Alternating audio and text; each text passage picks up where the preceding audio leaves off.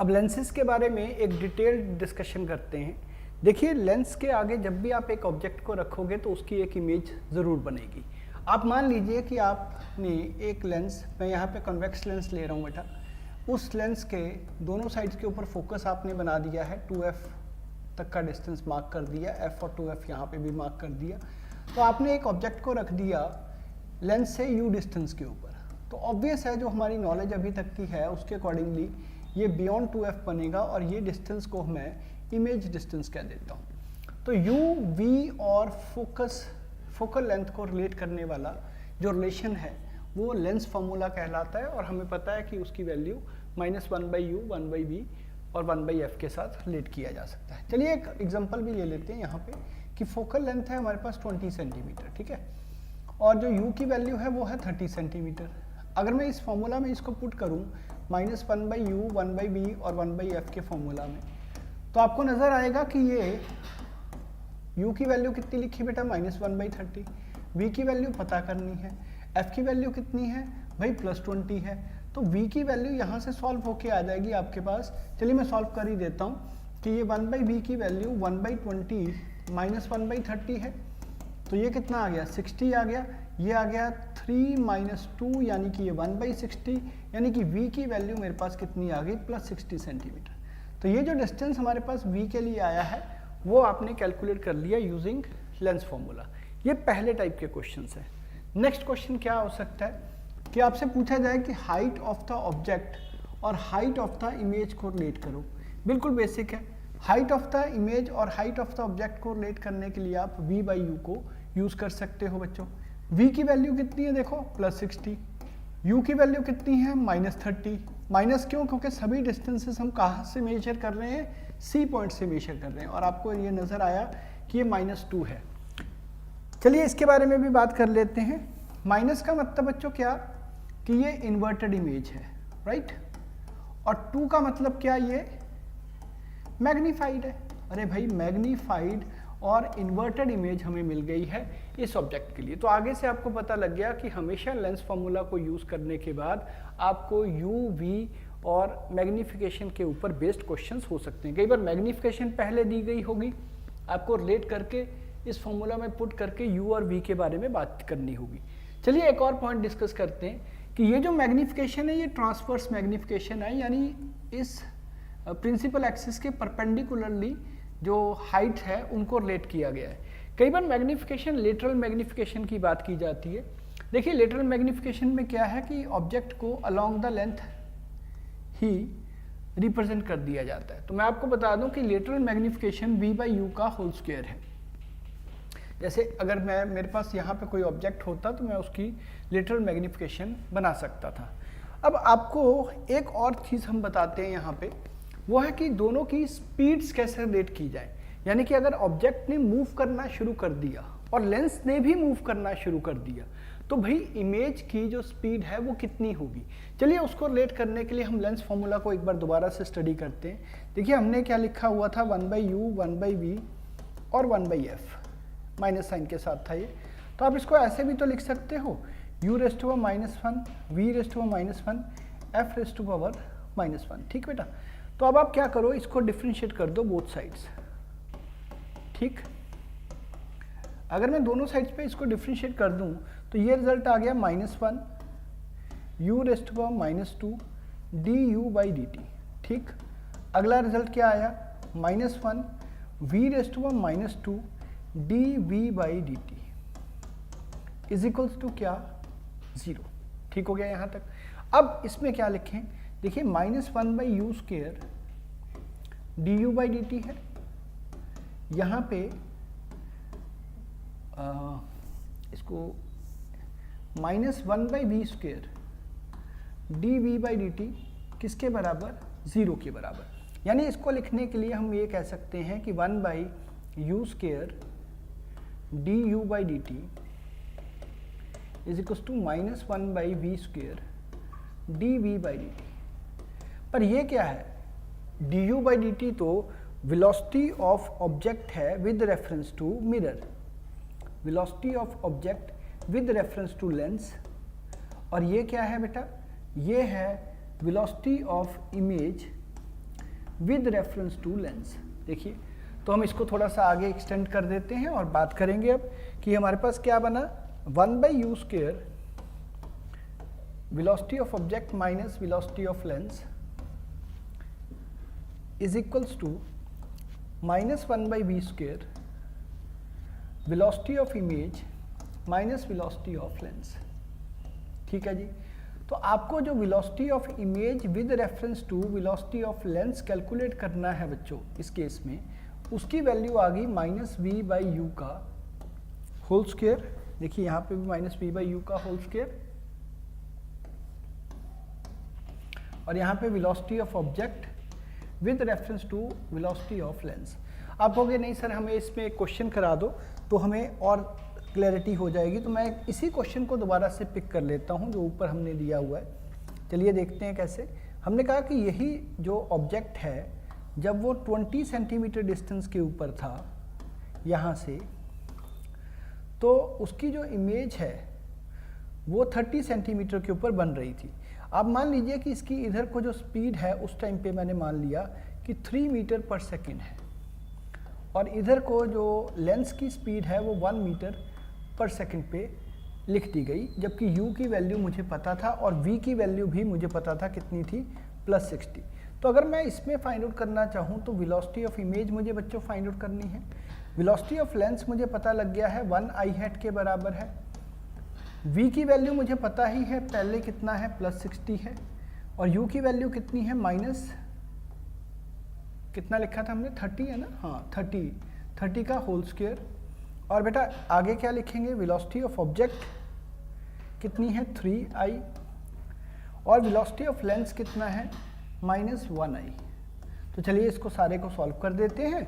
Velocity of image है जो absolute velocity वो कितनी आएगी, 1i, ये कितना आ गया बेटा, -2 का होल स्क्वायर 4 आ गया, और यहाँ पे कितना आ गया, 2i। ठीक, तो ये 1i है जो इस डायरेक्शन में है, और ये कितना आ गया टोटल मिला के, -7i हैट। यानी कि जब ये ऑब्जेक्ट आगे को जाना शुरू करेगा तो इमेज उधर से वापस पीछे को आना शुरू करेगी। तो आप इसके ऊपर और भी क्वेश्चंस कर सकते हो, कोई बड़ी बात नहीं है। आपको ये बेसिक है जो वो मैंने आपको एक्सप्लेन कर दिया। ठीक है बच्चों, चलिए कंटिन्यूएशन में हमने क्या कहा कि फोकल लेंथ हमें पता करनी है इक्विकॉन्वेक्स लेंस की। अब जनरली हम लोग पहले ही लिख चुके हैं कि फोकल लेंथ के लिए जो रिलेशन हम यूज़ करते हैं वो mu lens by mu medium है, -1/r1 -1/r2। बेटा देखा जाए तो यही रिजल्ट हम यूज़ कर रहे हैं, पर इस केस में यहाँ पे एयर एज ए मीडियम माना गया है, जिसमें म्यू की वैल्यू, एयर की वैल्यू क्या लिखी गई है, 1 लिखी गई है। म्यू मीडियम की वैल्यू 1 लिखी गई है, जबकि म्यू लेंस इस केस में म्यू के बराबर ही लिख दिया गया है। तो यहाँ पे 1/fl की जो वैल्यू है वो कितनी लिखी जाएगी बेटा, म्यू -1 1/r -1/-r। तो ये कितना आ गया, ये आ गया म्यू -1 × 2/r। तो इसका मतलब जो फोकल लेंथ हम इस केस में लिख रहे हैं वो r/2 × म्यू -1 के बराबर है। बहुत बढ़िया। तो अगला वाला केस इसी टाइप का है, इसको भी सॉल्व कर सकते हैं हम। इसको सॉल्व करें तो कैसे आएगा बेटा, इसमें भी यही आएगा कि 1/f की वैल्यू म्यू -1 1/-r। देखिए ना, पहला जो रेडियस है वो माइनस है और दूसरे वाला रेडियस प्लस है, यानी यहाँ पे +r। तो अगर देखा जाए तो -2/r म्यू -1 रह गया। तो आप गौर कर सकते हैं कि जो कनकेव लेंस है उसकी जो फोकल लेंथ है बेटा वो क्या आ रही है, वो नेगेटिव आ रही है, जबकि कॉन्वेक्स की जो फोकल लेंथ है वो कैसी आई है, पॉजिटिव आई है। तो कॉन्वेक्स की हमेशा ही फोकल लेंथ पॉजिटिव आएगी। उसका रीज़न भी क्या होता है कि रेज ऑफ लाइट आगे जाके कन्वर्ज करती हैं, और इसके लिए रेज ऑफ लाइट पीछे बैकवर्ड्स ला के हम लोग कन्वर्ज करते हैं, तभी इसकी फोकल लेंथ को नेगेटिव बोला गया है। चलिए आगे बढ़ते हैं और फाइंड आउट करने की कोशिश करते हैं लेंसेज की फोकल लेंथ। सबसे पहला एग्जांपल जो दिया गया है उस केस में म्यू की वैल्यू 3/2 है और एयर के अंदर ही रखा गया है। पहला रेडियस अगर हम देखें तो वो +20 है और दूसरा रेडियस भी यहाँ पे +10 दिया गया है। तो ये देखा जाए तो ये हाफ रह गया। यहाँ पे 20 और 10 का कॉम्बिनेशन, यहाँ 20 आ गया बेटा, 20 यहाँ 1 माइनस 2, तो यानी कि ये कितना आ गया 1/2 इंटू माइनस 1/20, तो ये कितना आ गया -1/40 आ गया बेटा। तो आपके पास इस केस में फोकल लेंथ है जो वो -40 सेंटीमीटर आ गई। अगर आप अगला केस देखें तो अगले केस में एक कनकेव टाइप का लेंस है जो उसको किस में रखा गया है बच्चों, वाटर के अंदर रखा गया है। वाटर का रिफ्रैक्टिव इंडेक्स 4/3 है। तो चलिए इसको भी सॉल्व कर लेते हैं। यहाँ पे ये कितना आ जाएगा 1/FL की वैल्यू हम कैसे कैसे लिखेंगे, हम ऊपर लिखेंगे 3/2 जो कि लेंस का मीडियम है, जिस मीडियम में उसको रखा है वो 4/3, इसमें से माइनस कर दो भाई 1 को। अब कर्वेचर्स की बात कर लेते हैं। ये जो लेंस है इसका कर्वेचर इधर को नेगेटिव माना जाएगा और ये प्लेन है तो इन्फिनिटी माना जाएगा। नेगेटिव मानने का मतलब माइनस, चलिए 1/-10 -1/इन्फिनिटी। तो अगर इसको सॉल्व कर लें तो ये क्या आ जाएगा, देखें 1/FL की वैल्यू ये ऊपर चला गया 9/8 -1 और यहाँ पे बेटा कितना -1/10। तो देखिए ये आ गया 1/8 इंटू -1/10, यानी जो फोकल लेंथ है वो कितनी आ गई बेटा -80 सेंटीमीटर। तो ये सिंपल रिजल्ट्स हैं जो हम कैलकुलेट कर रहे हैं किस मेथड से, जो हमारे नॉर्मल ऑप्टिक्स के क्वेश्चंस होते हैं उनको लेके जो क्वेश्चंस बन रहे हैं उनको हम सॉल्व कर रहे हैं। चलिए आप एक बार देख लीजिए इसको और फिर हम नेक्स्ट स्क्रीन पे चलते हैं।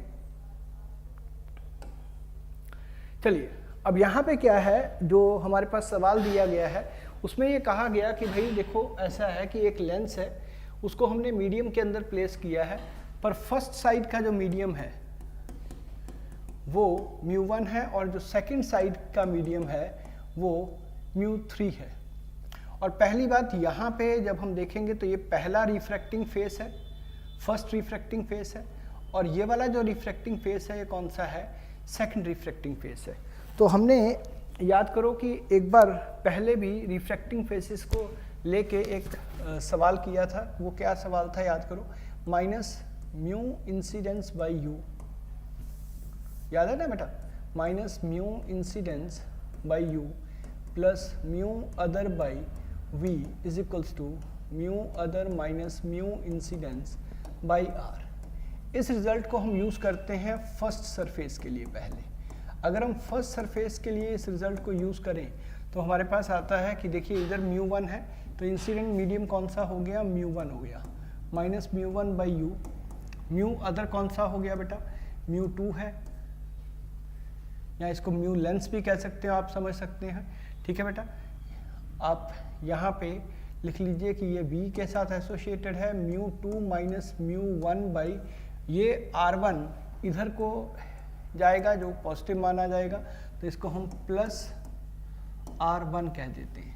ठीक है, अगर आप बेटा सेकंड सरफेस की बात करते हो तो सेकंड सरफेस के लिए हमें कैसे लिखना चाहिए, देखिए माइनस, अब रे ऑफ लाइट कौन से मीडियम से जा रही है भाई, μ2 से जा रही है, μ2 के साथ u और μ3 के साथ, अच्छा μ2 के साथ u जो है वो कौन सा केस बनेगा, यहाँ पे ऑलरेडी एक कर्व्ड सरफेस है। चलिए मैं यहाँ पे फिगर्स भी साथ में बना देता हूँ कि यहाँ इस केस में क्या हुआ कि जब रे ऑफ लाइट इधर से आई तो उसने इधर जाके एक V1 बनाने की कोशिश की, जबकि एक्चुअल में वो V यहाँ बना है फाइनल। ठीक है, तो ये जो V1 है वही वर्चुअल ऑब्जेक्ट इसके लिए बन गया और यहाँ पे V फाइनल हमने लिख दिया, तो μ3 minus μ2 divided by minus r2।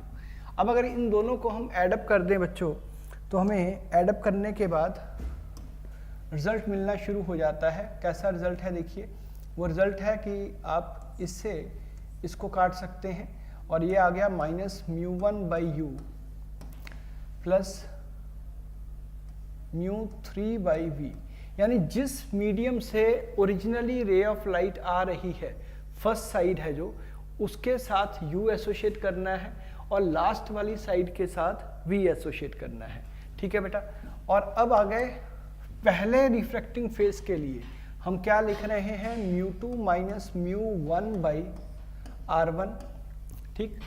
और सेकंड रिफ्रैक्टिंग फेज के लिए हम क्या लिख रहे हैं, आप इसमें ऐड कर सकते हो बच्चों, क्या, μ2 माइनस μ3, यानी पहले केस में लेंस में से फर्स्ट मीडियम का रिफ्रैक्टिव इंडेक्स माइनस करना है और नेक्स्ट वाले केस में सेकंड में से थर्ड का रिफ्रैक्टिव इंडेक्स माइनस करना है और उसके साथ आ जाएगा R2 की न्यूमेरिकल वैल्यू, ठीक है। अच्छा, एक चीज़ और यहाँ पे मैं क्लियर कर देना चाहता हूँ, एक मिनट बेटा इसको ठीक कर लेते हैं, कि जब हम ये रिजल्ट लिख रहे हैं तो यहाँ साइन कन्वेंशंस नहीं बेटा यूज़ करते, ठीक है। तो इसको R2 ही रहने दो, ऊपर वाले को R1 ही रहने दो, मैंने कोई साइन कन्वेंशन नहीं यूज़ करनी है। तो अब जब हम यूज़ करेंगे तो ये आ जाएगा minus μ1 by u plus μ3 by b is equals to μ2 minus μ1 by R1, ठीक बच्चों, प्लस μ3 माइनस μ2 बाई R2। यानी हमें ये देखना है सिर्फ कि अदर माइनस पहला, अदर माइनस पहला, अदर माइनस पहला, divided by radius, divided by radius. अब अगर न्यूमेरिकली उसको सॉल्व करना होगा तो इसके अंदर साइन कन्वेंशन यूज़ करेंगे। जैसा कि आपके पास यहाँ पे एक केस दिया गया कि इनफाइनाइट रेज ऑफ लाइट आ रही हैं, देखिए इन्फिनिटी से रेज ऑफ लाइट आ रही हैं, तो u की वैल्यू इस केस में क्या बन गई, इन्फिनिटी बन गई। इन्फिनिटी से आने वाली रेज ऑफ लाइट को पहले इस सरफेस के ऊपर एक रिफ्रैक्शन सफ़र करनी पड़ती है, फिर उसके बाद सेकंड सरफेस के ऊपर रिफ्रैक्शन सफ़र करके वो एक इमेज बनाएगा। तो u की वैल्यू इन्फिनिटी है, तो ऊपर वाले केस में हमने मान लिया कि एयर है तो μ1 1 हो गया, ये इन्फिनिटी है तो इसको छोड़ दो। μ3 की वैल्यू वाटर है, वाटर के लिए हम क्या लिख सकते हैं भैया, 4/3 लिख सकते हैं। v की वैल्यू फाइंड आउट करनी है तो v एज इट इज लिख दिया गया। आगे बढ़ते हैं, μ2 माइनस μ1 यानी लेंस के लिए क्या है 3/2 माइनस 1, रेडियस पहला रेडियस ऑफ कर्वेचर 10 सेंटीमीटर यानी कि ये +10 मैं लिखूंगा यहाँ पे। और दूसरे वाले केस के लिए जब आप 4/3 में से माइनस करेंगे 3/2 को, तो यहाँ जो रेडियस ऑफ कर्वेचर आएगा वो -10 आएगा, क्योंकि ये रेडियस ऑफ कर्वेचर इसलिए +10 है क्योंकि रेज ऑफ लाइट इधर को जा रही है और ये भी रेडियस ऑफ कर्वेचर इधर को ही है, और इसके लिए रेडियस ऑफ कर्वेचर ऊपर को है जब रेज ऑफ लाइट इधर को जा रही है, इसलिए ये नेगेटिव है। तो आपको दोनों केसेस बेटा पता लग जाती हैं कि पोजीशन ऑफ फाइनल इमेज कैसे ऑब्टेन कर सकते हैं इस पर्टिकुलर केस के लिए। तो चलिए पहले इसको पूरी तरह से एक बार पॉज करके नोट करके लिख के देखिए, पहले जो अभी तीनों केसेस कराए गए हैं, इसके बाद फिर हम नेक्स्ट अप्रोच पे चलते हैं। चलिए देखते हैं क्या है। अब हमारे पास केसेस आते हैं जहाँ पे हमें कई लेंसेज कांटेक्ट में है और उनकी फोकल लेंथ पता करनी है। देखिए बेटा, जब भी लेंसेज कांटेक्ट में हैं तो उनकी नेट फोकल लेंथ कैलकुलेट की जा सकती है, जो हम लिख सकते हैं पहले लेंस की फोकल लेंथ, दूसरे लेंस की फोकल लेंथ, ऐसे करते करते जितने भी हमारे पास लेंसेज हैं उन सब की फोकल लेंथ को ऐड कर देना चाहिए। ये जो भी एफ नेट आता है ये जनरली इन सेंटीमीटर्स आएगा, ठीक है। तो हमें ये भी देखना चाहिए कि पावर ऑफ लेंस क्या है। आप मान के चलिए कि जो पावर ऑफ लेंस है वो 100 divided by F in centimetres लिखा जाता है। ये किस में आता है, इन डायोप्टर आएगा। अगर आपको power of lens in dioptre calculate करनी है तो जो भी फोकल लेंथ इन सेंटीमीटर्स आती है 100 डिवाइडेड बाई दैट कर लीजिए, या आप 1/, focal length in metres calculate कर लीजिए, ठीक है। तो ये रिजल्ट आ गया। इसके बाद आपके पास एक और रिजल्ट आता है जहाँ पे हमें कहा गया कि आपके पास एक से ज़्यादा लेंसेज हैं, यानी कि 2 लेंसेज हैं, फर्स्ट और सेकंड, और उनके बीच में एक सेपरेशन दी गई है। अब आप बताइए कि इसकी नेट फोकल लेंथ कितनी आएगी। तो मैं बता दूं कि इस केस में 1/f नेट है जो वो बड़ी आसानी से कैलकुलेट किया जाता है 1/f1 1/f2 माइनस x/f1f2। आप एग्जांपल ले सकते हैं। आप एक क्वेश्चन करके देखिए, यहाँ पे मैं एक सवाल आपको दे रहा हूँ। मैं आपको कहता हूँ कि इसकी पहले की फोकल लेंथ है मेरे पास +20 सेंटीमीटर और इसकी फोकल लेंथ है मेरे पास -10 सेंटीमीटर, और ये बीच में हमने डिस्टेंस रख दिया है, सपोज कीजिए 30 सेंटीमीटर। तो मेरा आपसे 30 सेंटीमीटर नहीं है, चलिए मैं थोड़ा सा कम कर देता हूँ इसको, मैं इसमें कह देता हूँ कि ये 6 सेंटीमीटर है, ठीक है। तो आपको 1/f नेट कैलकुलेट करना है वो आप अपने एंड पे एक होमवर्क के तौर पे मान लीजिए। अब आ जाइए, यहाँ पे एक क्वेश्चन है आपके पास। यहाँ आपके पास दो लेंसेज कांटेक्ट में है, एक फर्स्ट वाला ये और एक सेकंड वाला ये। इसमें हम मानते हैं कि थिकनेस ज़्यादा नहीं होती। अच्छा, एक लेंस और प्रिज्म में क्या फ़र्क है? प्रिज्म के अंदर भी बाउंड्रीज ऐसे करके आती हैं, लेंस के अंदर भी बाउंड्रीज ऐसे करके आती हैं, पर प्रिज्म की जो थिकनेस है वो काफ़ी अप्रिशिएबल है एज़ कम्पेयर टू जो डिस्टेंस उसने पास ऑन होना है विद इन द लेंस, जब विद इन द मीडियम। जबकि लेंसेज के केस में काफ़ी थिन लेंस यूज़ किए जाते हैं, तो वो बहुत थोड़ा सा इस रिफ्रैक्टिंग फेस और इस रिफ्रैक्टिंग फेस, यानी कि दोनों रिफ्रैक्टिंग फेसेस के बीच का जो डिस्टेंस है वो उसके रेडियस के कंपैरिजन में बहुत बहुत बहुत स्मॉल होता है, इसलिए उनको थिन लेंसेज वर्ड यूज़ किया जाता है। चलिए मैं दोनों ही लेंसेज को थिन मान लेता हूँ और मानता हूँ कि जो आपके पास फर्स्ट लेंस है वो कुछ ऐसा दिया गया है। इसमें पहले लेंस की जो फोकल लेंथ है उसे जब हम कैलकुलेट करने लगे बच्चों, तो वो आई 4/3 - 1। यहाँ पे पहला जो रेडियस ऑफ कर्वेचर है वो तो इनफाइनाइट हो गया, जबकि जो दूसरा रेडियस ऑफ कर्वेचर है वो प्लस साइन के साथ लिखा गया, कितना, +10।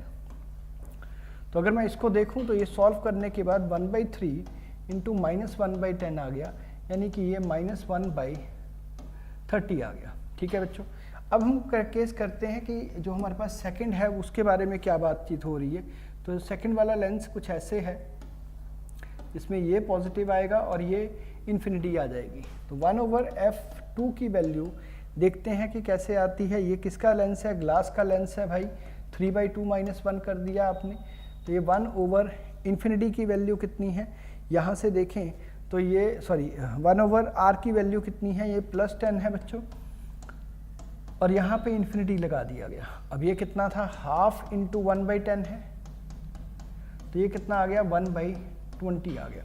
अब अगर मुझे एफ नेट कैलकुलेट करना है तो 1/f नेट की वैल्यू -1/30 + 1/20 के साथ लिखी जाएगी, जिसको मैं एलसीएम लेके यहाँ 60 लिख सकता हूँ बेटा, ये -2 लिख सकता हूँ, ये 3 लिख सकता हूँ, ये 1/60 आ गया। यानी एफ नेट की जो वैल्यू है वो कितनी आ गई मेरे पास? +60 सेंटीमीटर। तो आपके पास जो कॉम्बिनेशन ऑफ लेंसेज है उसको लेके जो एक रिजल्ट बनता है वो भी हमने यहाँ पे कवर अप कर लिया। चलिए आगे बढ़ते हैं और अब कहानी करते हैं उन बातों की जहाँ पे हमें कहा गया कि जो भी हमारे पास एक लेंस है उसको एक साइड के ऊपर सिल्वर कर दिया गया है। आपने कई बार क्वेश्चंस देखे होंगे इस टाइप के कि एक साइड से लेंस को सिल्वर कर दिया, यहाँ पे इस इक्वी कन्वेक्स साइड को लेंस को सिल्वर कर दिया। मैं इन दोनों में से एक ही केस कराता हूँ क्योंकि हमारे पास टाइम बहुत कम है बच्चों, तो हम बहुत ज़्यादा क्वेश्चंस नहीं कर पाएंगे डिस्कशन में। मैं चाहता हूँ कि सारे के सारे कॉन्सेप्ट ज़रूर हम लोग टच कर दें। चलिए देखते हैं इसको कैसे करना होता है। अब ये मान लीजिए कि जो फर्स्ट रे ऑफ लाइट यहाँ से जा रही है, इधर से मैंने शो किया ये रे ऑफ लाइट जाती हुई, ये पहला रिफ्रैक्शन इधर सफ़र करेगी, जो कि लेंस का रिफ्रैक्शन वाला केस बनेगा, यानी कि उस केस में जो भी पावर होगी वो लेंस की यूज़ होगी। जब सेकंड जगह पे सरफेस के ऊपर ये सफ़र करेगी, वो रिफ्लेक्शन सफ़र करेगी क्योंकि वो एज ए मिरर काम करेगा। फिर वापस आएंगे तो यहाँ से फिर रे ऑफ लाइट रिफ्रैक्शन सफ़र करती है, तो यहाँ से ये वापस आ जाएगा। तो लेंस ने अपनी जो पावर है वो 2 बार दिखाई है, जबकि मिरर ने अपनी पावर सिर्फ एक ही बार दिखाई है। तो net power of the system है जो वो 2 times power of the lens plus power of the mirror हो जाएगा। आप अच्छी तरह से जानते हो कि पावर ऑफ लेंस लिखने के लिए हमें इस फॉर्मूला का सहारा लेना पड़ता है। जब हम पावर ऑफ लेंस अगर मीटर्स 100/FL भी लिख सकते हो, पर अब 100 सब जगह से कैंसिल हो जाएगा, तो इसलिए हमने फिलहाल इसको 1/FL की टर्म्स में ही लिखा है। तो μ - 1 1/r1 1 - r2 ये आ जाएगी इसके लिए बेटा। और मिरर की पावर हम हमेशा जानते हैं कि मिरर की फोकल लेंथ के हिसाब से आएगी, पर वो नेगेटिव इसलिए लिखी गई है क्योंकि यहाँ पे जो मिरर है वो जनरली कनकेव मिरर का काम करता है, वहाँ से वापस आती हैं रेज ऑफ लाइट। ठीक है, तो -1/FM के साथ हमने यहाँ लिख दिया। फोकल लेंथ मिरर के लिए हमेशा याद होगा r/2 होती है। अगर प्लेन मिरर होगा तो बेटा r की वैल्यू को इनफाइनाइट लिख के ये पावर ऑफ द मिरर 0 आ जाएगी, यानी कि फोकल लेंथ उसकी इनफाइनाइट हो जाएगी। प्लेन मिरर के केस में r की वैल्यू इन्फिनिटी होती है, इसलिए पावर ऑफ द मिरर कितनी होती है? 0 होती है। अब ये पूरा सिस्टम है जो ये एक मिरर की तरह काम करेगा, इसलिए पावर ऑफ द सिस्टम है जो वो कैसे लिखा जाएगा, -1 over focal length of the system, और वहाँ से हमने ये रिजल्ट ऑब्टेन कर लिया है। चलिए इसी रिजल्ट को जो हमने यहाँ पे लिखा समझा हम आगे अप्लाई करने की कोशिश करते हैं। देखो बच्चों यहाँ पे आपके पास एक रिजल्ट है, इसमें पहला जो रेडियस ऑफ कर्वेचर है वो प्लेन है, इनफाइनाइट माना जाएगा, उसको लिखेंगे वैसे ही जैसे हम पहले लिख रहे थे कि पावर जो नेट है हमारे पास वो 2 times power of the lens plus power of mirror है। पहले तो पावर ऑफ लेंस कैलकुलेट कर लें जिसको 1 ओवर FL की वैल्यू लिखी गई है, म्यू की वैल्यू 3/2 -1, ठीक बेटा लिखा गया। पहला 1 ओवर इन्फिनिटी -40 सेंटीमीटर, यहाँ पे ये कितना आ गया, ये आ गया 1/2 इंटू 1/40, यानी ये आ गया 1/80, ठीक है बेटा, ये आ गया पावर ऑफ द लेंस। अगर पावर ऑफ मिरर निकालने की मैं बात करूँ -1 ओवर R/2 के साथ लिखा जाएगा। हमें पता है कि ये -1 ओवर R की वैल्यू -40/2 है, तो माइनस माइनस कैंसिल हो गया, 40/2 20 आ गया, यानी ये 1/20 आ गया। तो अब हमारे पास जो पावर नेट बन रही है बच्चों वो कितनी बन रही है, वो बन रही है 2 times power of lens plus power of mirror. Power of lens कितना 1/80, पावर ऑफ मिरर कितना बेटा 1/20, ठीक है जी। ये कट गया इससे, ये आ गया 40, तो ये हमारे पास कितना आ गया 1/40 प्लस 1/20, ठीक। तो net power of the combination यहाँ पे 40 लिखेंगे हम, ये क्या आ गया बेटा 1 + 2, यानी कि ये 3/40 आ गया, ये आ गया पावर और नेट। अब अगर मुझे focal length of the mirror calculate करनी हो तो मैंने पहले ही कहा कि -1 ओवर नेट पावर लिखनी चाहिए। नेट पावर कितनी है 3/40 है, तो ये इतना focal length of the mirror formed negative में है, तो ये इसका मतलब ये कैसे एक्ट कर रहा है, ये एक कनकेव मिरर की तरह एक्ट करता है। तो आपको इतनी बात क्लियरिटी के साथ समझ आती है कि जो एप्लीकेशन पार्ट है इसका वो कैसे अप्लाई किया जाता है। चलिए आप एक बार इसको दोबारा से करके देखिए या ये वाला क्वेश्चन ट्राई कीजिए, ठीक है। उसके बाद ही आप अगले क्वेश्चन पे जाएं, पहले आप इसको अच्छी तरह से पकड़ बना लें इस कॉन्सेप्ट के ऊपर जो अभी अभी आपको कराया गया है, ठीक है बेटा। चलिए आगे चलते हैं। अब आपके पास यहाँ पे भी एक इसी टाइप का कॉम्बिनेशन है जिसमें आपको 1, 2 और 3 रिजल्ट्स दिए गए हैं। इसमें पावर नेट आप कैसे कैलकुलेट करेंगे, इसमें पावर नेट कैलकुलेट करेंगे 2 times power of lens number 1, 2 times power of lens number 2 plus power of the mirror. आप कहोगे सर लेंस नंबर 1 कौन सा है, लेंस नंबर 1 बच्चों ये वाला है। पावर लेंस 1 की कैलकुलेट करने के लिए 1 ओवर FL1 करना पड़ेगा, और ये क्या आएगा हमारे पास, ये आएगा 4/3 -1 1 ओवर इन्फिनिटी -1 ओवर -10। आप कहोगे हम किसको कैलकुलेट कर रहे हैं, हम बेटा इसको कैलकुलेट कर रहे हैं। यहाँ पे जो लेंस है जिसमें हमने यहाँ वाटर है, ये इन्फिनिटी है, ये R है जिसको हमने यहाँ पे पुट किया है। तो इसकी जो न्यूमेरिकल वैल्यू आती है वो चेक कर लेते हैं कितनी है, 1/3 इंटू 1/10 कितना आ गया 1/30 आ गया। चेक कर लीजिए कहीं कोई गलती हो गई हो कैलकुलेशन में तो आपने उसके ऊपर गौर नहीं करना, आपने सिर्फ इस बात के ऊपर ध्यान रखना है कि सर ने समझाया क्या है हमें। देखिए बेटा मैं फर्स्ट टाइम पे जब क्वेश्चंस लिख रहा हूँ तो उसमें अभी अभी क्वेश्चंस हम लोग को न्यूमेरिकल वैल्यूज़ के साथ बना देते हैं, तो उसको जब डायरेक्टली सॉल्व करते हैं तो हो सकता है कभी ह्यूमन एरर आ जाए, पर आपने उस एरर के ऊपर न्यूमेरिकल एरर के ऊपर ध्यान ना दे के आपने ये देखना है कि वो मेथड किस ढंग से सॉल्व किया गया है। चलिए 1 ओवर FL2 देखते हैं। इस केस में कौन सा मिरर है भैया, ऐसे वाला मिरर है, देखिए सॉरी ऐसे वाला लेंस है, ये सेकंड वन, ये सेकंड वन, ये फर्स्ट वन, ठीक। तो इसको सॉल्व कैसे करेंगे भैया, इसमें आ गया 3/2 -1 लिख रहे हैं, और फिर यहाँ पे आ गया 1 ओवर -10 -1 ओवर इन्फिनिटी, ठीक है, ये भी प्लेन था। तो इस केस में कितना आ गया, ये आ गया आपके पास हाफ, और ये आ गया -1/10, ये कितना आ गया -1/20 आ गया, ठीक। तो इसको आगे कैसे सॉल्व करें भाई, इसमें आपको जो नेट हमारे पास लेंसेज आ रही हैं, मिरर की पावर आ रही है, तो उसको हम आगे कंटिन्यूएशन में देखते हैं। तो ये रिजल्ट कैसे आया बच्चों, ये पावर नेट कैलकुलेट करने की कोशिश करते हैं। ये 2 times power lens 1 plus power lens 2, 2 times plus power of the mirror. अगर इस केस में पावर ऑफ द मिरर देखा जाए तो यहाँ पे क्योंकि ये प्लेन मिरर है तो उसकी पावर कितनी हो जाएगी, 0 हो जाएगी। तो हम इसको कॉम्बिनेशन में कैसे लिख सकते हैं, 2 टाइम्स पावर ऑफ लेंस 1 का मतलब है 1/30, 2 टाइम्स पावर ऑफ लेंस 2 का मतलब है -1/20। ठीक बेटा, तो ये कितना आ गया, ये आपके पास टोटल मिला के जो हमारे पास रिजल्ट बनता है वो कितना बनता है, पावर नेट ये 1/15 आ गया, -1/10 आ गया। This is net power. ठीक है, और नेट पावर को अगर आप सॉल्व कर लीजिए, यहाँ पे आप इसको 30 लिख सकते हैं, ये 2 आ जाएगा, ये -3 आ जाएगा, ये -1/30 आ जाएगा। तो यहाँ से भी पता लगता है कि ये मिरर की तरह ही काम करेगा, क्योंकि पावर नेगेटिव में आ रही है तो वो रिफ्लेक्ट करके वापस आ जाएगा। पर इस केस में जो फोकल लेंथ आएगी वो आप देख सकते हो कि फोकल लेंथ है जो वो इस केस में रेडियस है जो वो मिरर का इनफाइनाइट है, इसलिए नेट कॉम्बिनेशन में जो आपके पास एफ नेट आएगा वो हम नहीं निकाल सकते, हम यहाँ पे पावर नेट तक ही कैलकुलेट कर पाएंगे, जो कि हमारे पास गिवन केस हो गया। ठीक है, अब आप इसको नोट कर लीजिए और मैं आगे चलता हूँ नेक्स्ट पार्ट के ऊपर। नेक्स्ट का पार्ट में आपको कहा गया कि एक लेंस है, उसके दोनों साइड्स के ऊपर मीडियम अलग अलग है, आप फर्स्ट फोकस और सेकंड फोकस और यू और वी को रिलेट कीजिए।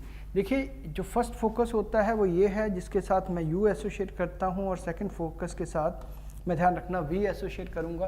तो u/f1 plus v/f2 is equals to 1। एक तो आपने ये रिजल्ट याद रखना है। ठीक है, दूसरा उन्होंने कहा कि आप कंडीशन बताइए सो दैट कि लेंस है जो वो डाइवर्जिंग हो जाए। अब आपको एक रिजल्ट मैंने थोड़ी देर पहले दिया था एक लेंस के लिए, जिस लेंस के दोनों साइड्स के ऊपर जो मीडियम है वो अलग अलग है। यहाँ पे μ3 है, यहाँ μ1 है और यहाँ μ2 है।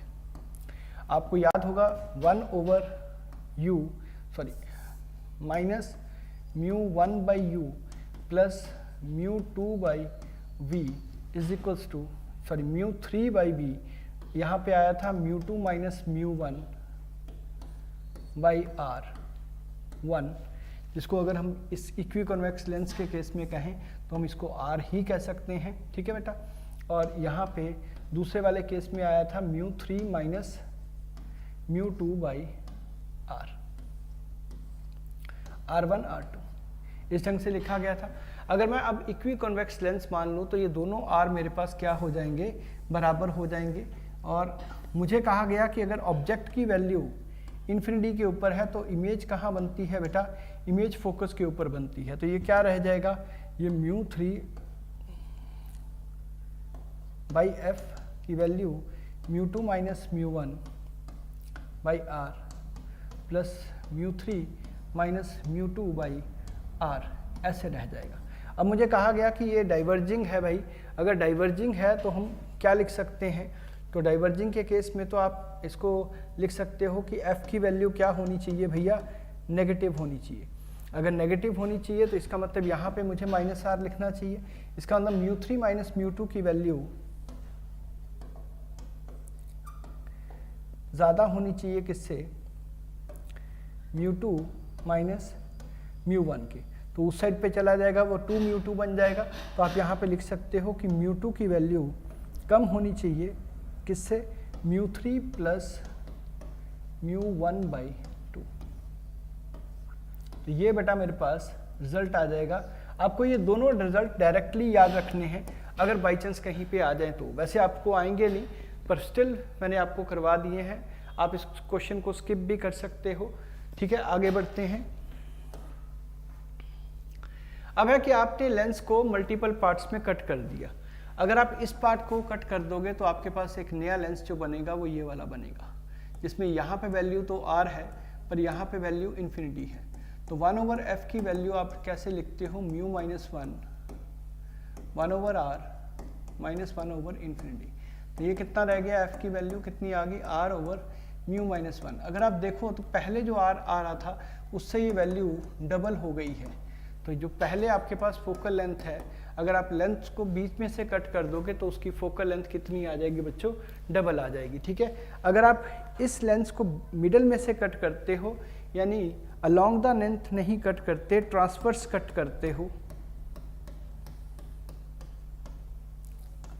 तो इस केस में आप एक चीज़ को ध्यान में रखो कि जो रे ऑफ लाइट है बच्चों वो यहाँ से देखिए आएगी, इसके रिफ्रैक्शन में कोई फर्क नहीं पड़ता। तो इसलिए जो एफ नेट है बाद वाला कटिंग के बाद वो एफ नॉट के बराबर ही है, यानी ये वाला लेंस जो कट करने के बाद इसकी फोकल लेंथ भी बनेगी वो एफ नॉट के बराबर ही बनेगी। तो इसलिए जो यहाँ पे आपके पास कॉम्बिनेशन बन रहा है, इसमें आप एफ नॉट कर दो तो यहाँ पे 1/f0 प्लस 1/f0 यानी कितना रह गया, 2/f0 रह गया। तो एफ नेट की वैल्यू यहाँ कितनी बन गई है, f0/2 आ गई।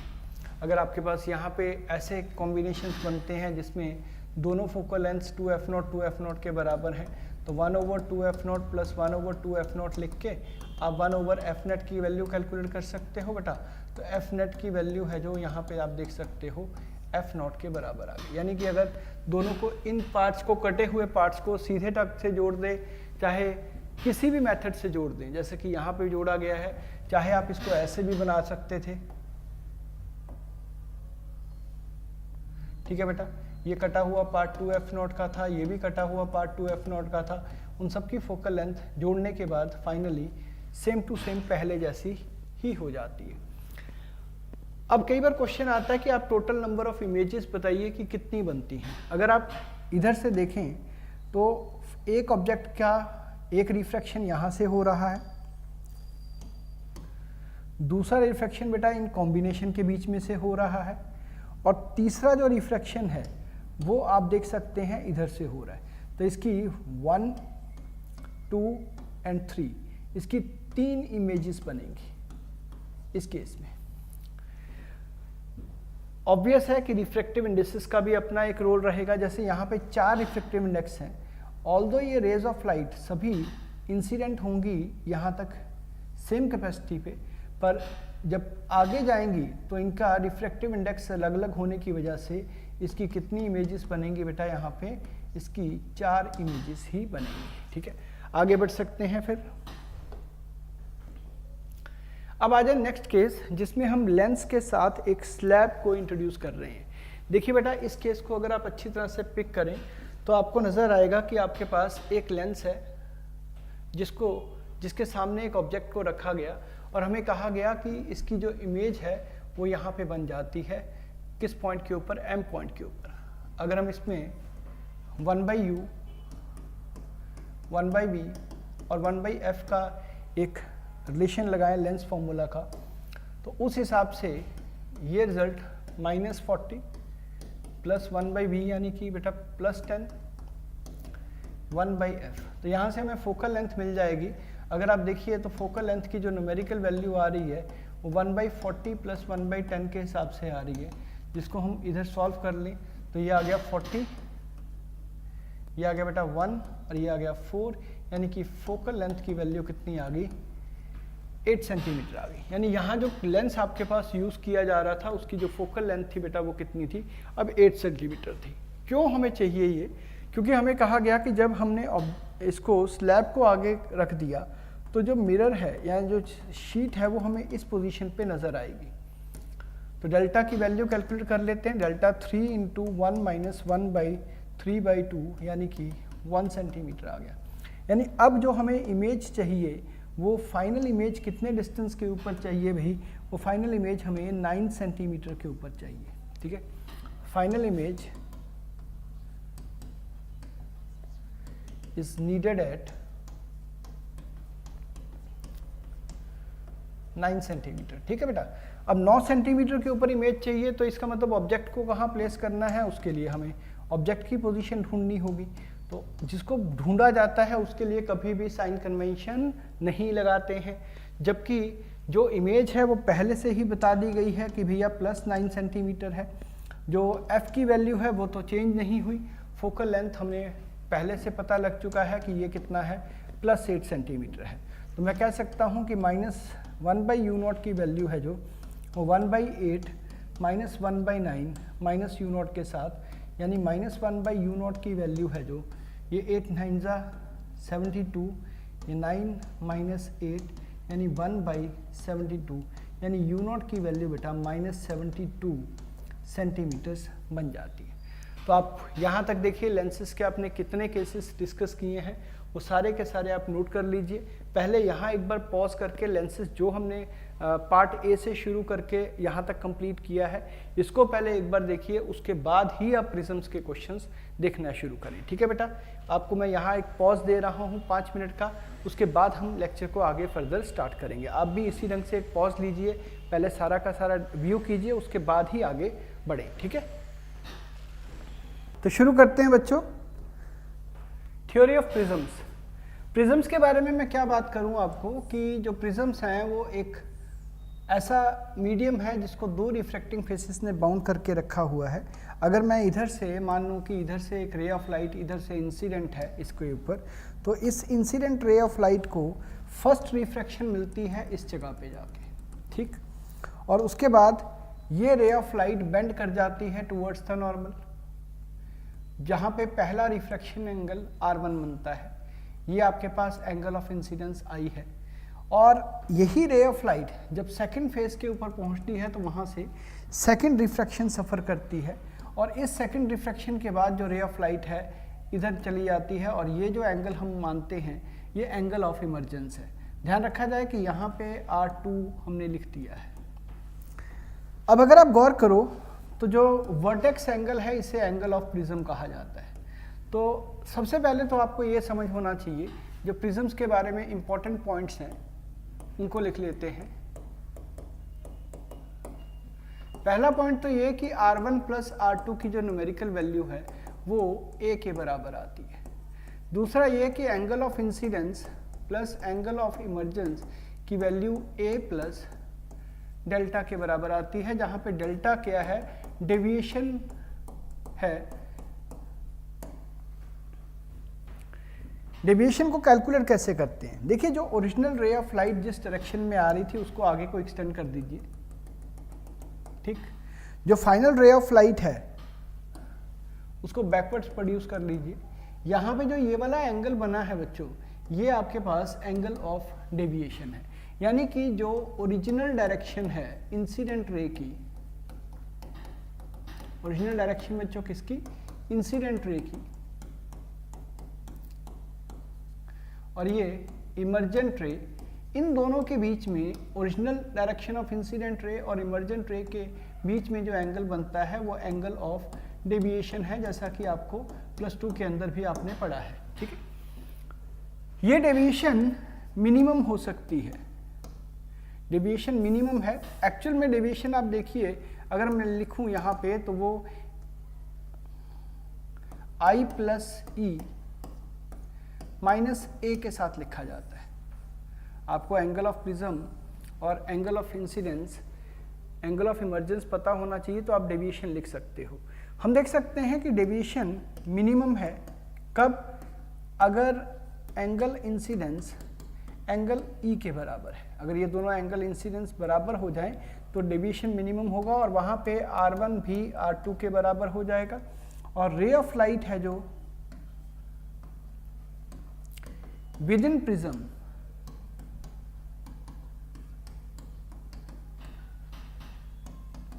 इज पैरेलल टू बेस,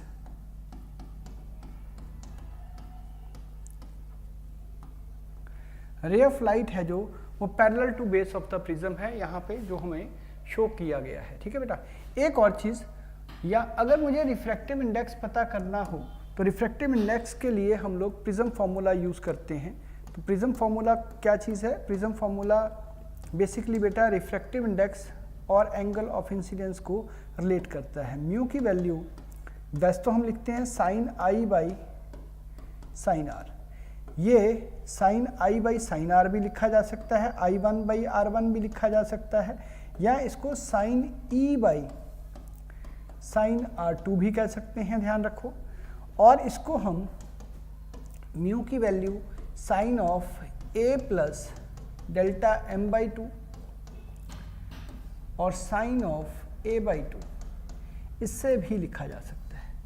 यानी जो आपके पास रिफ्रैक्टिव इंडेक्स का केस है वो इससे रिजल्ट से बनाया जा सकता है। अब मैं एक बात और आपको कहूँगा कि जो डेविएशन प्रोड्यूस बाय प्रिज्म है, अगर आप उसको डेल्टा, जो डेविएशन प्रोड्यूस बाय प्रिज्म है, इसको आप एंगल ऑफ इंसिडेंस के साथ प्लॉट करो तो वो कुछ ऐसे आती है। ध्यान रखिए वो पैराबोला नहीं है, यानी एक ही एंगल के लिए दो डेविएशन आती है। अगर आप देखिए या एक डेविएशन पे दो एंगल ऑफ इंसिडेंस है और ये इस एंगल ऑफ इंसिडेंस के कॉरस्पॉन्डिंग ये डेल्टा की वैल्यू मिनिमम है। अगर मैं यहाँ पे शो करूँ तो ये मिनिमम डेविएशन है for corresponding one angle, only one angle. अब एक बात ध्यान रखिए कि ये अगर डेल्टा x1 है, इधर जो गैप है डेल्टा का, डेल्टा 1 एंगल्स का, और यहाँ जो गैप है डेल्टा 2 एंगुलर वैल्यू का, ध्यान रखें कि डेल्टा 1 डेल्टा 2 से थोड़ा है फॉर सेम डेविएशन। मतलब अगर आपको सेम डेविएशन दी गई है, सेम डेविएशन का चेंज दिया गया है, तो सेम चेंज के लिए डेल्टा 1 एंगुलर वैल्यू है जो वो कम रहेगी और इसकी वैल्यू ज़्यादा रहेगी। ठीक है बेटा, आगे बढ़ते हैं।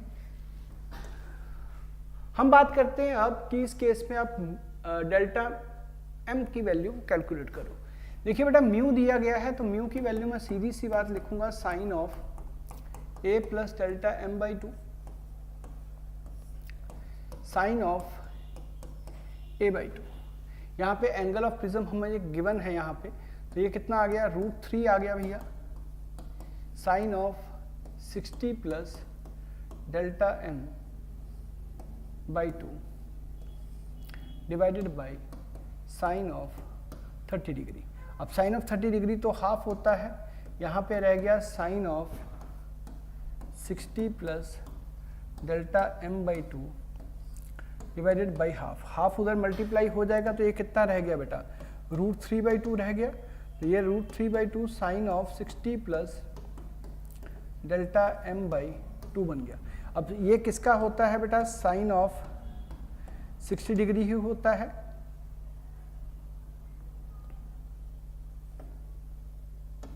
Sine of 30 plus delta m by 2 ऐसे भी लिखा जा सकता है, यानी 60 डिग्री की value 30 plus delta m by 2 बन गई, यानी डेल्टा m की वैल्यू यहाँ पे कितनी बन गई, 60 डिग्री बन गई। तो आप देख सकते हो कि फॉर्मूलाज को किस ढंग से यूज़ किया गया है। अगले वाले केस की तरफ चलते हैं बेटा। यहाँ पे आपको क्या गिवन है, म्यू हमें फाइंड आउट करना है और डेविएशन की वैल्यू दी गई है, यानी हमें क्या क्या गिवन है बेटा उसकी बात कर लेते हैं। हमें डेल्टा की वैल्यू गिवन है, 30 डिग्री गिवन है, हमें आई की वैल्यू गिवन है, ई की वैल्यू के ऊपर क्वेश्चन मार्क है, ए प्लस डेल्टा यहाँ से मिल सकता है। ठीक है बेटा, और अगर हम देखें तो आई की वैल्यू कितनी है, आई की वैल्यू है 60 डिग्री, ई की वैल्यू मुझे पता नहीं है, ए की वैल्यू 30 है और यहाँ पे डेल्टा की वैल्यू भी 30 है। तो इमर्जेंस एंगल है जो वो 0 डिग्री हो गया। अगर इमर्जेंस एंगल 0 डिग्री है तो इसका मतलब R2 भी 0 डिग्री हो गया। तो इसका मतलब ये हुआ कि जो म्यू की वैल्यू है, इसका मतलब ये है यहाँ से जो रे ऑफ लाइट है इधर को सीधा निकल गई है, तो ये रेज ऑफ लाइट इस ढंग से गई हैं कि जो इमर्जेंस एंगल है वो भी 0 है और R2 भी 0 है। अगर R2 और E दोनों ही 0 हो जाएंगे तो हमें पता है कि R1 प्लस R2 A के बराबर था, क्योंकि यहाँ पे R2 0 हो गया है और R1 की वैल्यू किसके बराबर हो गई है, A के बराबर हो गई है। एनीवे खैर पूछा नहीं गया था R1 की वैल्यू, R1 भी A के बराबर है, A कितना है 30 डिग्री है, तो हमारे पास ये 30 डिग्री आ गया। अगर म्यू कैलकुलेट करने को कहा जाए तो म्यू की वैल्यू हमें पता है, अब sine i by sine r से लिखी जाएगी बेटा, R1 से sine of 60 degree divided by sine of 30 degree. देखिए साइन 60 डिग्री √3/2 होता है और साइन 30 डिग्री 1/2 होता है, तो ये आपस में कैंसिल होके कितना रह गया, √3 के बराबर। तो आप इस क्वेश्चन को एक बार दोबारा से पढ़िए, समझ के करिए, फिर हम इससे नेक्स्ट केस पे चलेंगे, ठीक है। अब नेक्स्ट क्वेश्चन की तरफ चलते हैं। तो हमें क्या कहा गया है, चेक कीजिए कि एक इक्विलेटरल प्रिज्म है। इक्विलेटरल प्रिज्म का मतलब हुआ कि ये वाला जो एंगल है वो कितना है भैया, 60 डिग्री है। इस केस में डेविएशन दी गई है 30 डिग्री है। Angle made by the light रे इनसाइड द प्रिज्म पता करना है। जो म्यू की वैल्यू है वो कितनी है, √2 के बराबर है। म्यू की वैल्यू हम जनरली लिखते कैसे हैं, sine of a plus delta m/2 sine of a/2। मैंने ये बेटा इसलिए यूज़ किया है क्योंकि यहाँ पे सिर्फ एंगल ऑफ प्रिज्म गिवन था। देखिए चेक कैसे किया, हमें एंगल ऑफ प्रिज्म गिवन था और म्यू गिवन था, तो म्यू कहीं ना कहीं तो यूज़ होना चाहिए। तो ये आ गया sine of 60 plus delta m/2। यहाँ लिख दिया मैंने साइन ऑफ कितना, 60/2। आई थिंक ये साइन ऑफ 30 आ गया। साइन ऑफ 30 आ गया तो ये √2 के साथ मल्टीप्लाई हो जाएगा इधर जाके हाफ, और यहाँ रह जाएगा sign of 30 plus delta m/2। अगर मैं देखूं तो ये साइन ऑफ 45 बन रहा है बच्चों, क्योंकि 1/√2 बन जाएगा, तो sign of 30 plus delta m/2। तो यहाँ से अगर देखा जाए तो 45 की वैल्यू है जो वो 30 प्लस डेल्टा m/2 है, जिससे कि डेल्टा m की वैल्यू कितनी आ जाएगी, 30 डिग्री। तो इस केस में भी डेविएशन 30 ही है। Delta m is equals to delta is equals to 30। So therefore ये कौन सा केस है, ये मिनिमम डेविएशन केस है। और हमें पता है कि मिनिमम डेविएशन केस वो होता है जहाँ पे रे ऑफ लाइट इनसाइड प्रिज्म है जो वो पैरेलल टू बेस है।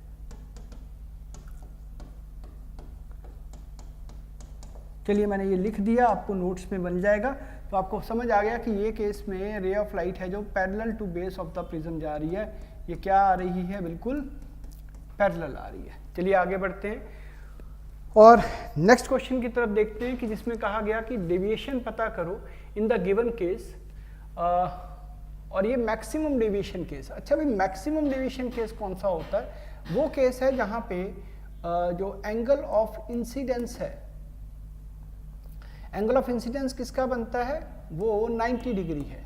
आप कहोगे ये कैसा केस हुआ, ये ऐसा केस हुआ जिसमें रे ऑफ लाइट ग्रेस करती हुई आ रही है इधर से सरफेस को, और यहाँ पे ये एंगल कितना बन रहा है भैया, 90 डिग्री बन रहा है, और ये उसके बाद यहाँ पे R1 इधर बना लेती है। ठीक है, अगर आप देखें तो R1 ही क्रिटिकल एंगल है यहाँ पे, R1 थीटा सी के बराबर भी है, आप ये समझ सकते हैं यहाँ पे। और म्यू की वैल्यू यहाँ दी गई है। म्यू की वैल्यू क्योंकि दी गई है, तो म्यू की वैल्यू 1/sin थीटा सी हो सकती है, ध्यान रखो। तो इसका मतलब साइन ऑफ R1 है जो वो बराबर है साइन ऑफ थीटा सी के, जिसको मैं 1/μ कह सकूँगा आगे चल के। ठीक है, तो उसके बाद यहाँ पे ये भी दिया गया है कि a plus delta is equals to i plus e के बराबर है। देखिए I की वैल्यू मैंने पहले ही बता दी है कि वो कितनी है बेटा, वो 90 डिग्री है। E की वैल्यू मुझे नहीं पता है, क्योंकि जब तक मुझे R2 नहीं पता होगा तब तक मैं E की वैल्यू नहीं पता कर सकता। जबकि मुझे यहाँ पे म्यू की वैल्यू पता होने की वजह से जब मैं यहाँ 1 की वैल्यू पता करूँगा तो दिस इम्प्लाइज थीटा सी है जो वो 45 डिग्री है, या R1 की वैल्यू कितनी है, वो भी 45 डिग्री है। अगर R1 की वैल्यू 45 डिग्री है तो R2 की वैल्यू कितनी आ गई बेटा, 30 डिग्री आ गई। कैसे पता लगा, आपको पता है A की वैल्यू R1 प्लस R2 के बराबर है, और वहाँ से मैंने R2 की वैल्यू 30 डिग्री कैलकुलेट कर ली है। ठीक है बेटा, तो जो E की वैल्यू है हम उसको लिख सकते हैं म्यू की value sine E by sine R2। Mu कितना है, √2 है भाई। साइन E की वैल्यू साइन ऑफ 30 डिग्री। तो E की वैल्यू यहाँ पे नज़र आती है, वो कितनी है, वो भी 45 डिग्री है। तो ये कितना आ गया 90 प्लस 45, डेल्टा A की वैल्यू कितनी 75, तो डेल्टा की वैल्यू कितनी होगी भैया 90 माइनस 30, तो डेल्टा की वैल्यू कितनी आ गई यहाँ पे 60 डिग्री आ गई। तो आप देख सकते हैं कितनी आसानी से ये क्वेश्चंस सॉल्व हो रहे हैं। हमारे पास इस टाइम पे बेटा टाइम लिमिटेड होने की वजह से हम बहुत ज़्यादा क्वेश्चंस नहीं कर सकते। मैं आगे एक दो क्वेश्चंस और कराता हूँ and then we will conclude the topic, ठीक है। चलिए अब देखते हैं कि हमारे पास नेक्स्ट क्वेश्चन क्या है। इस क्वेश्चन में अगर हम देखें तो एंगल 30 डिग्री यहाँ दिया गया है, तो ये एंगल कितना आ गया भैया, ये वाला एंगल 60 डिग्री आ गया, तो ये एंगल 30 डिग्री आ गया, ठीक है बेटा। तो इसका मतलब जो R1 है उसकी वैल्यू कितनी है 30 डिग्री है। तो अगर मुझे म्यू गिवन हो तो मैं sign I by sign R1 लिख सकता हूँ। म्यू की वैल्यू क्योंकि √2 है और ये देखिए म्यू आ गया, और मैं इसको लिख सकता हूँ sine I by sine of 30 degree. Sine 30 degree आने से साइन I की वैल्यू है जो 1/√2 बन जाएगी, कैलकुलेट कर सकते हैं। तो और यहाँ पे आपके पास I की वैल्यू कितनी आ गई बेटा 45 डिग्री आ गई। तो आपको पता लग गया कि अगर ये 45 डिग्री के ऊपर आएगा तो रे ऑफ लाइट आप रिट्रेस कर सकते हैं अपना पाथ। आप इसको भी लिख सकते हैं, मैंने हालांकि कहा है कि आप इसको एज ए होमवर्क ट्राई कर सकते हैं। फाइनल रे को AC के अलोंग बेटा मूव करना है, तो AC के अलोंग मूव करने का मतलब फाइनल रे जब यहाँ पहुँचेगी तो इस डायरेक्शन में आ जाएगी, यानी कि जो R2 की वैल्यू है यहाँ पे वो थीटा क्रिटिकल के बराबर है, ये आपके पास R1 है, ठीक है। और जो एंगल ऑफ इमरजेंस है वो कितना बन रहा है 90 डिग्री है। खैर एनीवे हमें पता लग गया कि R1 प्लस R2 है जो वो 90 डिग्री है, क्योंकि ये एंगल A भी किसके बराबर है 90 डिग्री के बराबर है। तो जो R1 की वैल्यू है वो 90 माइनस थीटा सी आ गया, क्योंकि R2 किसके बराबर है वो थीटा सी के बराबर है। तो साइन R1 जब भी आप यूज़ करने वाले हैं बच्चों, तो वो sine R1 sine of 90 minus theta c होने वाला है एज पर दिस वन। तो ये क्या आने वाला है कॉस थीटा सी आने वाला है। कॉस थीटा सी को हम 1 माइनस साइन स्क्वायर थीटा सी यूज़ कर सकते हैं। साइन थीटा सी की वैल्यू हम अच्छी तरह से जानते हैं कि 1/μ होता है, ठीक है। तो ये कितना आ गया √1 माइनस 1/μ का होल स्क्वायर। तो ये किसकी वैल्यू आ रही है बेटा साइन R1 की वैल्यू आ रही है। अब आप समझ सकते हैं कि म्यू की value sine I divided by sine of R1 के बराबर है। तो अगर इसको सॉल्व किया जाए तो ये कितना आ जाएगा साइन ऑफ 45 आ जाएगा ऊपर, यहाँ पे कितना आ जाएगा √1 माइनस 1/μ स्क्वायर। अब आप अगर दोनों साइड्स को बेटा सॉल्व करना चाहें, ये देखिए 1 माइनस 1/μ स्क्वायर और यहाँ पे म्यू है, तो अगर आप दोनों साइड को सॉल्व कर लें तो यहाँ पे म्यू स्क्वायर आ जाएगा, ये 1/2 आ जाएगा, ये 1 माइनस 1/μ स्क्वायर आ जाएगा। तो इसको अगर हम सॉल्व करें तो हमें म्यू की वैल्यू यहाँ से ऑब्टेन हो जाएगी, ठीक है बच्चों। तो ये कुछ क्वेश्चंस मैंने आपको कराए हैं, तो आपने सारे क्वेश्चंस को एक बार रुक के दोबारा से सॉल्व करना है। ये 8-10 क्वेश्चंस मैंने प्रिज्म्स के ऊपर किए हैं, तो आगे देखें। चलिए प्रिज्म को एक लास्ट पॉइंट पे डिस्कस कर लेते हैं कि जब एक नॉर्मल इंसिडेंस होता है तो उस केस में अगर एंगल ऑफ इंसिडेंस 0 है तो एंगल ऑफ R1 भी 0 रहता है, और उस केस में R1 प्लस R2 को ऐड करके जब आप A की वैल्यू निकालते हो तो ये 0 प्लस R2 ही हो जाता है। और उस केस में म्यू की वैल्यू अगर देखनी हो तो वो हम sign E by sine R2 के साथ देखते हैं। मतलब अगर नॉर्मल इंसिडेंस है तो ये फॉर्मूलाज आपको डायरेक्टली कवर में आने चाहिए। अगर ग्रेजिंग इंसिडेंस है तो ये कौन सा केस है, जैसे मैंने थोड़ी देर पहले ही कहा कि ये मैक्सिमम डेविएशन का केस आता है। This is case of maximum deviation. यहाँ पे I की वैल्यू 90 डिग्री है, तो θ1 R1 है जो थीटा क्रिटिकल के बराबर है, इसलिए अगर आपको A दिया जाए कभी तो A की वैल्यू को आप R1 प्लस R2 जब लिखेंगे तो R1 क्योंकि थीटा C के बराबर है तो R2 की वैल्यू इजीली फाइंड आउट की जा सकती है, जो कि A माइनस थीटा C के बराबर आएगा। तो यहाँ से जैसे हमने प्रीवियस क्वेश्चन में सॉल्व किया था उस ढंग से फाइंड आउट किया जा सकता है म्यू की वैल्यू। कैसे बेटा? Sign E by sine R2 या sign R1 by sine R2। अब जो भी कंडीशन गिवन होगी उसके अकॉर्डिंगली हम लोग सॉल्व कर सकते हैं। तीसरा केस आता है कि कभी भी ये रे ऑफ लाइट इमर्ज ना करे। तो इसमें ध्यान रखना कि अगर इसी साइड से ये रे ऑफ लाइट ग्रेजिंग इंसिडेंस के ऊपर ही जा रही है तो ये कभी इमर्ज नहीं करेगी अगर ये वाली कंडीशन सेटिस्फाई हो जाती है तो, या ये वाली कंडीशन सेटिस्फाई हो जाती है तो। ये दोनों कंडीशंस डायरेक्टली याद रखें, सॉल्व नहीं करा रहा आपको क्योंकि अभी हमारे पास उतना टाइम नहीं है। तो आप इन दोनों कंडीशंस को एज इट इज मगअप करके रखें और ये चीज़ आपको क्या होगा एग्जाम में आएगी तो आप इसको डायरेक्टली लिख सकते हैं। आगे बढ़ते हैं बच्चों। आगे कहानी है कि deviation produce by prism of small angle. छोटे छोटे केसेस जो हमने +2 के अंदर पढ़े थे कि अगर यहाँ से रे ऑफ लाइट आएगी तो यहाँ से अगर जाने के बाद जो deviation produce by prism of small angle है वो म्यू माइनस 1 इंटू ए के बराबर है, यानी डेविएशन है जो वो डायरेक्टली प्रोपोर्शनल रहती है म्यू के। कॉची समेशन ये कहता है कि म्यू की value A plus B by lambda square C by lambda 4 and so on है, यानी म्यू इन्वर्सली प्रोपोर्शनल है किसके?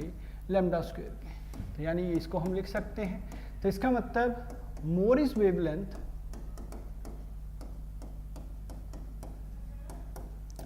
लेसर इज डेविएशन, यानी कि डिफरेंट कलर्स हैं जो लाइट के। अगर आप सोचो कि वाइट लाइट आ रही है इंसिडेंट, तो वाइट लाइट इंसिडेंट के लिए ऑल कलर्स हैव डिफरेंट, आप कह सकते हो कि सभी डिफरेंट लैम्डा के लिए डिफरेंट डेविएशन रहती है। तो इसलिए जो लाइट है वो स्प्लिट अप हो जाती है। अगर आप इसको बनाना चाहें तो कुछ ऐसे बना सकते हैं कि यहाँ से वाइट लाइट आई हमारे पास, ये वाइट लाइट जब आगे आके स्प्लिट होती है इनटू कॉन्स्टिट्यूएंट कलर्स तो हर कलर अलग अलग जाता है। तो सबसे कम रेड की डेविएशन होती है, और अगर आप इसकी डेविएशन देखना चाहें तो this is the deviation caused by red colour and this is the deviation caused by violet colour. तो इनको अगर आप वापस प्रोड्यूस कर लें तो हमें नज़र आता है कि ये वो एंगल है जिसके ऊपर ये लाइट स्प्लिट अप हुई है इस ढंग से। आप ये मान लीजिए कि जितना ये वाइडर स्प्लिट अप होगा उतनी ज़्यादा कलर्स को क्लियरली देखा जा सकता है, यानी उतनी बढ़िया डिस्पर्शन हुई है, उतनी बढ़िया उसकी डिस्पर्सिव पावर है। तो डिस्पर्सिव पावर इसी बात के ऊपर डिपेंड करती है। अब देखिए वो डायरेक्टली प्रोपोर्शनल रहती है एंगल के, और इसको डिवाइड कर दिया जाता है मीन डेविएशन के साथ। थीटा की वैल्यू हमने कितना कहा था? Delta we minus delta R by delta mean. तो आप इसको लिखोगे कैसे बेटा? डेल्टा वी के लिए आप लिखोगे mu v minus 1 into a, और इसमें से माइनस कर दोगे mu r minus 1 into a, ठीक। और यहाँ पे क्या आ जाएगा? Mu yellow colour minus 1 into a. तो आप इसमें देख सकते हो माइनस माइनस एक खत्म हो जाएगा, ये क्या रह जाएगा? Mu v minus mu r into a divided by mu minus 1 into a. तो ये ए भी खत्म हो जाएगा। तो आपके पास ये जो है ओमेगा डिस्पर्सिव पावर है। तो ओमेगा ये डिसाइड करता है किसी भी प्रिज्म का अगर ओमेगा ज़्यादा है तो इसका मतलब उसकी जो एंगुलर डिस्पर्शन है वो ज़्यादा होगी, वो ज़्यादा बेटर ढंग से वो कलर ऑफ लाइट को स्प्लिट अप करेगा, सबको अलग अलग कर देगा। ठीक है बेटा। तो थोड़ा सा आगे बढ़ते हैं और अब बात करते हैं डिफेक्ट्स ऑफ इमेजेस की। अब ये मान लीजिए कि अगर मिरर्स बिग साइज के हैं तो उनमें एक प्रॉब्लम आती है। हमने हमेशा कहा मिरर फॉर्मूला डिराइव करते हुए या लेंस फॉर्मूला डिराइव करते हुए कि वो स्मॉल साइज के होने चाहिए। अगर वो बिग हैं तो उसमें एक प्रॉब्लम है कि जो दूर वाली रेज हैं जिनको कौन सी रेज कहा जाता है? मार्जिनल, और इनको कौन सी रेज कहा जाता है? पैरेक्सियल। तो पैरेक्सियल रेज का फोकस जहाँ पे बनेगा, ठीक है, मार्जिनल रेज का फोकस वहाँ पे नहीं बनेगा, मार्जिनल रेज का फोकस कहीं और बनेगा। तो आप पैरेक्सियल और मार्जिनल रेस का फोकस एक ही जगह पे नहीं बनता। इस डिफेक्ट को हम स्फेरिकल एब्रेशन कहते हैं। क्या कहते हैं? The failure of FM is different from FP। अब ये कह लीजिए ये जो डिफेक्ट है ये स्फेरिकल एब्रेशन है। इसी ढंग से ये लेंसेज की भी इनएबिलिटी रहती है, मतलब लेंसेज भी इस बात में एबल नहीं है, नहीं कर सकते। किस चीज़ को नहीं कर सकते? कि पैरेक्सियल और मार्जिनल रेस को एक ही जगह पे फोकस करके रखें। तो आप देखिए ये मार्जिनल रेस का फोकस है, ये पैरेक्सियल रेस का फोकस है, तो ये दोनों फोकस में डिफरेंस है। तो सभी रेज एक ही जगह पे नहीं क्लब हो रही, तो इसलिए दो अलग अलग फोकस बन रहे हैं। या यूँ कह लीजिए कि दूर वाली रेज ने अलग फोकस बनाया है, तो इसमें डिफरेंट इमेजेस नज़र आ रही हैं। एक और पॉइंट डिस्कस करते हैं, क्रोमेटिक एब्रेशन। हमने अभी भी पढ़ा कि अगर जो लेंसेज हैं वो थिक हो जाएं, तो थिक लेंस की एक प्रॉब्लम है कि वो प्रिज्म की तरह काम करने लग जाएगा और वो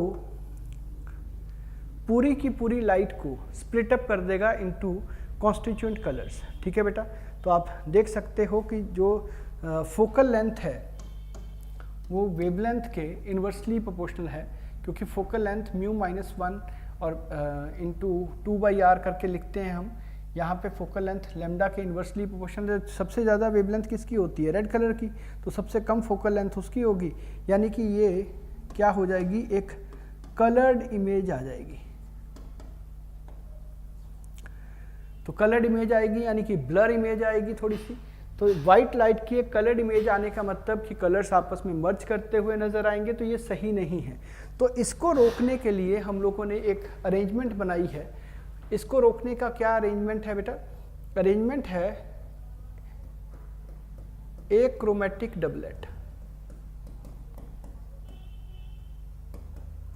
होता क्या है कि हम दो लेंसेज को आपस में कनेक्ट कर देते हैं। सपोज कीजिए मेरे पास दो लेंसेज हैं जिनके बीच में डिस्टेंस x है। एक की फोकल लेंथ f1 है, दूसरे की f2 है। इसकी ω1 डिस्पर्सिव पावर है, इसकी ω2 डिस्पर्सिव पावर है। तो अगर इनको इस हिसाब से रखा गया कि x की value ω1 f2 plus ω2 f1 over ω1 plus ω2 के बराबर है। ठीक है, तो ये लेंसेज हैं जो ये एक क्रोमेटिक डबलेट का काम करते हैं। अगर इनको ज्वाइन करके रख दोगे तो आप कहोगे कि ω1 f2 must be equal to minus ω2 f1, यानी ω1 ओवर ω2 की जो न्यूमेरिकल वैल्यू है वो माइनस f1 ओवर f2 के बराबर है। और यहाँ से ये एक क्रोमेटिक डबलेट की कहानी आपकी क्लियर हो जाती है। कि अगर आप ध्यान रखना कि ये क्वेश्चन बनता है इन एंट्रेंस एग्जाम्स। ठीक है, ये पोर्शन है जो यहाँ से। अब आप कहोगे कि सर इसको कैसे रिमूव किया जा सकता है? इसकी रिमूवल तभी हो सकती है अगर आप एक पैराबोलिक मिरर यूज करो।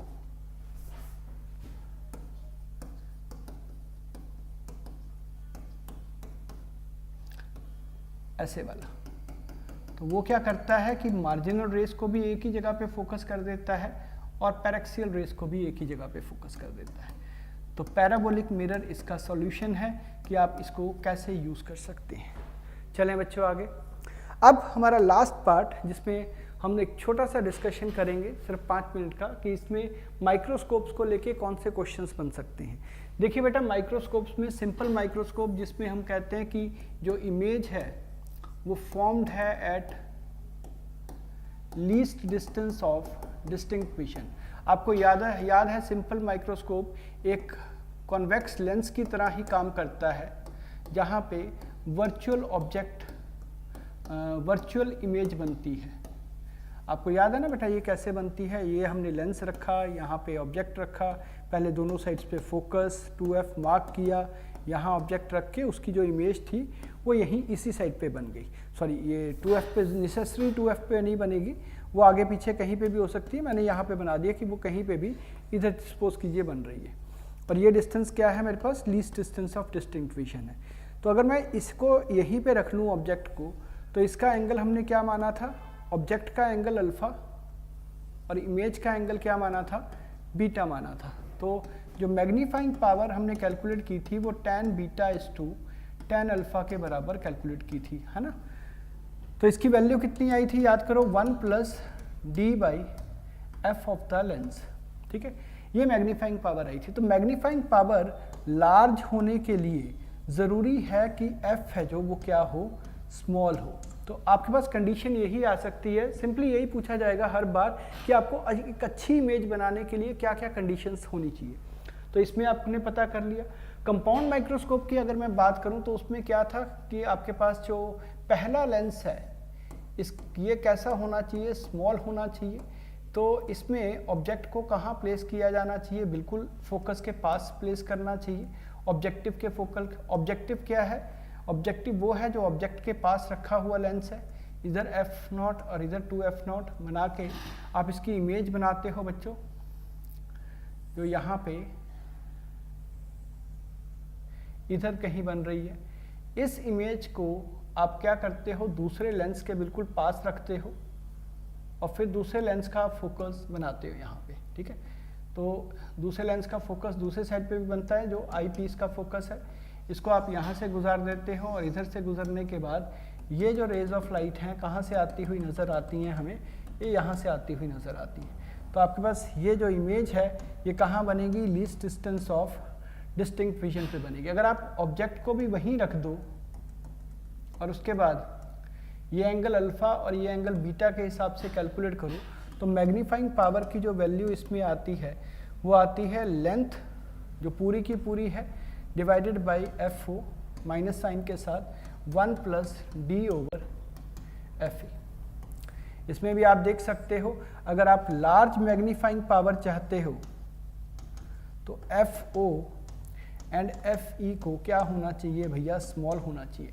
ये ऑब्जेक्टिव का अपर्चर स्मॉल होना चाहिए इस केस में, और जो आई पीस है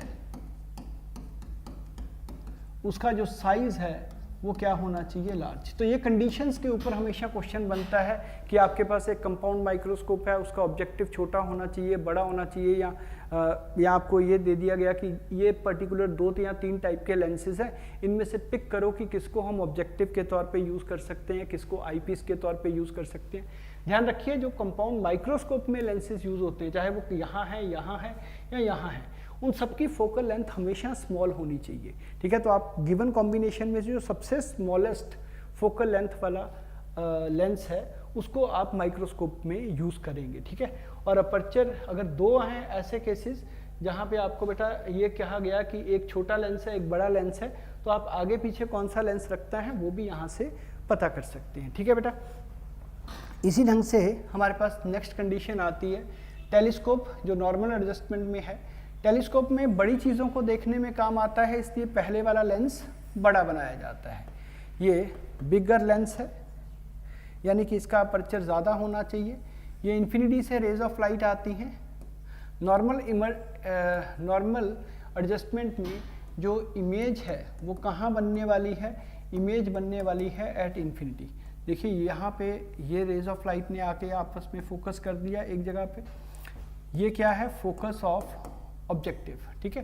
फिर आप दूसरा लेंस रखते हो यहाँ, और उस लेंस का ये जो डिस्टेंस है ये कितना बनाया जाता है, आई पीस के बराबर, राइट बेटा, ये आपने बना दिया यहाँ पे आई पीस के बराबर। अब ये दोनों रेज ऑफ लाइट जब जाएंगी यहाँ से तो ऐसे लगेगा जैसे ये दोनों पैरेलल आ रही हैं, और ये मीट कहाँ करेंगी, मीट करेंगी एट इन्फिनिटी पे। तो यहाँ पे जो मैग्नीफाइंग पावर है वो किसके बराबर है, याद होगा बेटा, F O over F E. मैं इसमें कोई नई कहानी नहीं कह रहा, आपको सिर्फ जो +2 में बेसिक क्वेश्चंस आए हैं उन्हीं को ही आपको रिवाइज करके जाना है। तो इसीलिए मैंने इसको फटाफट जो मेन पॉइंट्स हैं उनके बारे में लिख के बता दिया। आपको पता है कि फोकल लेंथ ऑब्जेक्टिव की क्या होनी चाहिए, लार्ज होनी चाहिए, और आई पीस की क्या होनी चाहिए भैया, वो स्मॉल होनी चाहिए, राइट बेटा। तो ये 4th केस मैं आपके लिए एज होमवर्क छोड़ रहा हूँ। आपको फिर भी एक थोड़ी सी एडजस्टमेंट में फिगर मैं आपको ड्रॉ करके बता देता हूँ कि कैसे हमने किया था। याद करो बच्चों, ये हमने इन्फिनिटी से आने वाली रेज ऑफ लाइट को मिलाया यहाँ पे, देखिए ये कहाँ पे आके मीट की, ये आके फोकस के ऊपर मीट कर गई। ये आपके पास क्या रिजल्ट आया है, एफ ऑफ ओ, ठीक है। उसके बाद आपने यहाँ एक लेंस रखा जो उससे पहले वाले से छोटा है, और उसकी फोकल लेंथ, ये आईपीस की फोकल लेंथ बना दी। यहाँ पे ये रेज ऑफ लाइट दोनों इधर से गई और ऐसे लगा कि ये कहाँ से बन रहा है बेटा, ये आपके पास फाइनल इमेज बन रही है। ठीक है, ये क्या बना, यू ऑफ द आईपीस बना, ये क्या बनी, इसकी फाइनल इमेज बनी, जो कहाँ पे बनी है, least distance of distinct vision पे आके बनी है। ठीक है बेटा, तो इस केस को आपने जब सॉल्व करना है तो आपको ये सॉल्व करने में आएगा minus F O over F E 1 plus D over F E, ये आपके पास मैग्नीफाइंग पावर रहेगी इस पर्टिकुलर केस में। बाकी 2-3 चीज़ें और पूछी जा सकती हैं कि रिफ्रैक्टिंग टाइप टेलीस्कोप्स बेटर होते हैं तो रिफ्लेक्टिंग, तो आंसर है कि रिफ्लेक्टिंग टाइप टेलीस्कोप्स ज़्यादा अच्छे टेलीस्कोप्स हैं। क्यों? क्योंकि वो फ्री हैं क्रोमेटिक एब्रेशन से। ठीक है, बड़े बड़े मिरर्स को लेके आप उनको कंबाइन करके हम यूज़ करते हैं कौन से, रिफ्लेक्टिंग टाइप टेलीस्कोप्स। एक अच्छा टेलीस्कोप वो है जिसकी लार्ज लाइट गैदर करने की कैपेसिटी है। लार्ज लाइट गैदर कौन सा करेगा, जिसका एरिया बहुत ज़्यादा बड़ा है। ठीक है बच्चों, एरिया ज़्यादा बड़ा होना चाहिए, लार्ज लाइट गैदरिंग पावर होनी चाहिए, उसकी अच्छी रेजोल्यूशन पावर होनी चाहिए, तो वो टेलीस्कोप्स ज़्यादा बढ़िया हैं। ठीक है, तो यहाँ आपका बेटा रे ऑप्टिक्स का पार्ट है जो वो फिनिश होता है। आप डीपीपीस को करिए और आपको जितना मैंने पोर्शन कराया है, आप में से बहुत से बच्चे ऐसे होंगे जिन्होंने ये पोर्शन इवन +2 में, जो बच्चे इवन ड्रॉपर भी हैं, उन्होंने भी इतना सेगमेंट अपने कोचिंग सेंटर्स में नहीं किया होगा। ठीक है, तो आप लोग इसको अच्छी तरह से कवर अप कर लीजिए। ऑप्टिक्स में से बहुत ज़्यादा क्वेश्चंस नहीं आते हैं ऑल्दो, पर ये उन बच्चों के लिए ज़रूरी है कि जिन बच्चों को अपने को एक भी मार्क्स लूज़ नहीं करना है, सारे क्वेश्चंस करने हैं। तो ऑल द बेस्ट बच्चों, आप क्रैश कोर्स सीरीज़ में आगे चलते रहेंगे और आगे जो फर्दर लेक्चर्स हैं मेरे वो आप देखते रहिए और अपने जो स्किल है उसको और अच्छा करने की कोशिश करिए। Thank you very much.